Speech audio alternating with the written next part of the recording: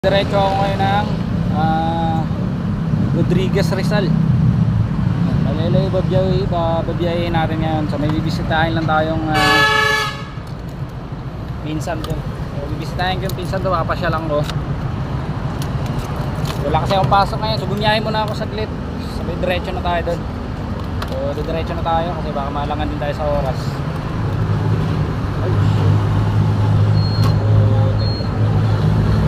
Ano pala ako mag-change outfit nito, wala pala akong dala jacket. Kalimutan ko pa yung jacket ko. Wala, magbubukit na tayo papuntang Rodriguez Rizal. So tinignan ko kanina, nasa 20 kilometers kasi nandito ako ngayon sa Cubao. So 20 kilometers minutes kapagas. So ang minutes, nasa 35 minutes simula mo